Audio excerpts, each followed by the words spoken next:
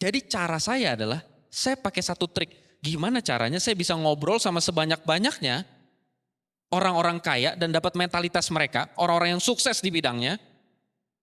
Gimana caranya saya bisa ngobrol sama mereka kalau saya bukan siapa-siapa? Caranya adalah, saya pakai teknik sederhana. Saya datengin media bisnis yang paling gede, namanya Finvolk, di bawah Volk Group, mereka sudah IPO. Terus saya datengin Jordan Belfort ke Indonesia tahun 2023. Terus saya bilang, mau gak? Kalian kan gak punya podcast. Saya bikinin podcast. Nanti saya undang Chelsea Islan, Prilly Latukonsina, Timothy Ronald, Raymond Chin, CEO Bluebird lah, Lion Parcel, pokoknya orang-orang kaya deh. Saya undang-undangin buat nge-share insight gratis. Kalian mau gak? Ya pasti mau lah. Saya datengin tokoh-tokoh pebisnis. Pak, saya bekerja sama dengan Finvolk, kita media bisnis terbesar di Indonesia. Mau gak kita liput dan kita bikin podcast? Ya maulah. Personal branding, jadilah podcastnya. Ada semua pembicaraan yang tadi saya sebut tuh masuk ke situ. Habis itu saya tanpa modal apapun, hanya konekin doang, dapat popularitas dari mereka-mereka ini. Mereka bikinin saya show, saya nggak usah keluar uang. Mereka yang keluar uang, sewa studio, bikin semua tim kru. Saya ngundang orang gampang. Habis itu pas ngobrol, yang saya dapat, saya mau tahu mentalitas dia. Kalau ilmu buku, kita tuh bisa baca setiap hari di buku. Tapi ilmunya gak bakal lari dari semua yang saya ngomongin. Keterampilan komunikasi, empati, delegasi, bagaimana menetapkan orang yang tepat di tempat yang tepat, dan segala macam. Prioritas lah, fokus, manajemen energi, dan semuanya.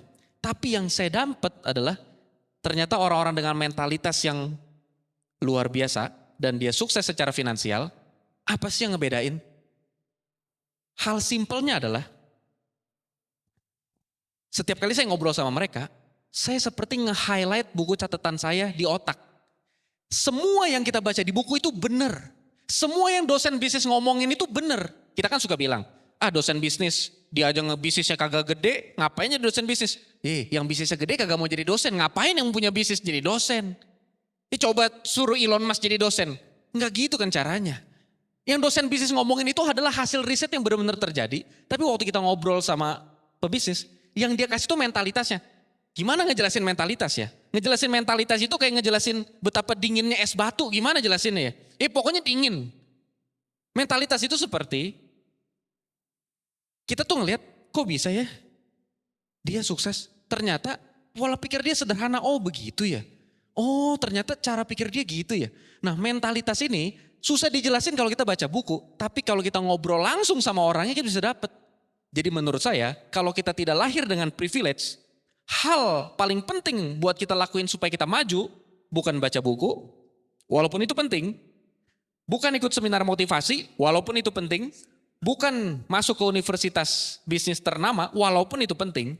Tapi menurut saya perbanyak akses atau lingkungan di sekitar kita yang sudah mencapai tempat situ duluan, sudah sukses finansial duluan, kita kumpul sama mereka, dengerin mereka, nanti mentalitasnya itu ketularan lewat pola pikir mereka. Sampai di situ aja, semoga insight-nya membantu kita semua, terima kasih.